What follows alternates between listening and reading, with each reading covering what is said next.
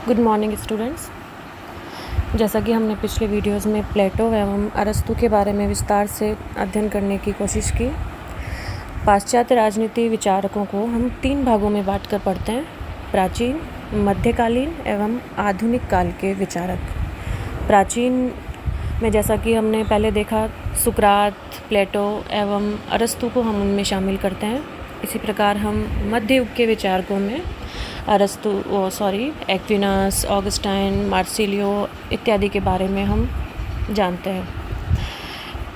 500 ईसा पूर्व से जो पुराना जो समय था वो प्राचीन युग था, प्राचीन विचारकों का युग था। और उस युग में सुकरात, प्लेटो एवं अरस्तू के बारे में अरस्तू ने अपने विचार राजनीतिक सिद्धांतों के रूप में हमारे समक्ष दिए। इसी प्रकार मध्य युग का जो कालखंड है वह 500 ईसा पूर्व से 15वीं सदी तक माना जाता है। जैसा कि हम सभी जानते हैं, मध्य युग को अंधा युग या काला युग के नाम से हम लोग जानते हैं, अगर हम पाश्चात्य जगत की बात करें तो। क्योंकि इस युग में ज्ञान का दीपक बुझ गया था। पादरियों ने जनता में स्वर्ग, नरक आदि की भावना इस कदर कूट कर भर दी थी कि लोगों में इस चीज़ का भय व्याप्त हो गया था। लोगों की बुद्धि को एकाग्र कर लिया गया था, जिससे दुनिया लगभग 1000 साल पीछे चली गई। और जो उस समय पॉप के समर्थक थे वो पॉपवादी कहलाते थे, और पॉप का खंडन करने वाले जो थे वो पॉप विरोधी कहलाते थे। और पॉप कौन होते हैं वो हम सभी जानते हैं। जिस प्रकार हमारे मंदिर में पुजारी, उसी प्रकार जो ईसाई धर्म के समर्थक हैं उनके चर्च के जो धार्मिक गुरु हैं वो पॉप कहलाते हैं। और जो इस पॉप का सबसे ज़्यादा समर्थक जो था वो थॉमस एक्विनास था, जिसके बारे में अभी हम पढ़ेंगे। और पॉप का खंडन करने वाले जो विचारक थे वो मार्सिलियो। अंत में मार्सिलियो के ही विचारों की जीत हुई, पॉपशाही का पतन भी हुआ और पॉप ने मार्सिलियो का नाम शैतान का बच्चा रखा।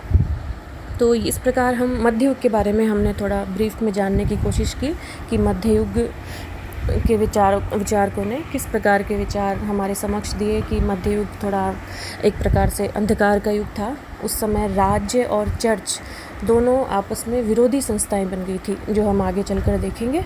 तो और चर्च को राज्य के ऊपर जगह दी गई, अर्थात धर्म ने राजनीति को ओवरलैप कर लिया था। तो थॉमस एक्विनास मध्य युग के बहुत ही बड़े राजनीतिक विचारक हुए हैं। संत थॉमस ने पॉपशाही का समर्थन किया, इसलिए उन्हें महान पॉपवादी कहते हैं। लेकिन मार्सिलियो ने पॉप विरोधी पक्ष का समर्थन किया, तो उसी के चिंतन से पॉपशाही का पतन भी हुआ। और आगे चलकर मार्सिलियो ने लौकिकवाद एवं राष्ट्रवाद की लहर चलाई, जिससे आधुनिक राज्य को जन्म दिया गया। लॉस्की कहते हैं कि आधुनिक राजनीतिक चिंतन की पृष्ठभूमि मार्सिलियो के चिंतन में रखी गई है। अर्थात मध्य युग के जैसे जैसे हम अंत तक पहुंचते गए, तो मार्सिलियो ने आधुनिक युग की पृष्ठभूमि रखी, अर्थात उसको जन्म देने की आधारशिला मध्य युग के अंत में ही रखी जा चुकी थी। अरस्तू का जो चिंतन था, अरस्तू के बारे में हम पहले सब कुछ जान चुके हैं कि अरस्तू के क्रांति संबंधी, राज्य संबंधी, राजा संबंधी, दास प्रथा, नागरिक सिद्धांत आदि सभी क्रांति संबंधी सिद्धांत। तो इनके जितने भी अरस्तू ने जो राजनीतिक विचार दिए, अर्थात बिल्कुल तर्क पर जोर देके यथार्थवादी जो चिंतन किया, उस चिंतन को मध्य युग में कहीं महत्व नहीं दिया गया। अरस्तू का चिंतन मध्य युग में पूर्णतः डूब चुका था, क्योंकि उनका चिंतन तर्कवादी था, और जबकि थॉमस का जो चिंतन है वो आस्थावादी था।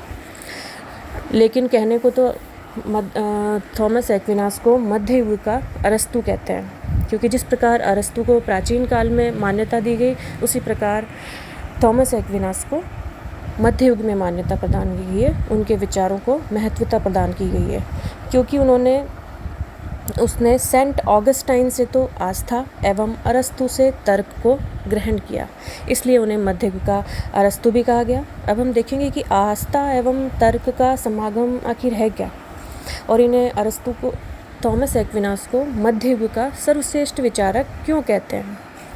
ईसाई धर्म के अनुसार राज्य एक कृत्रिम संस्था है जो मनुष्य के पतन का कारण बनी। यह आस्था का मापदंड है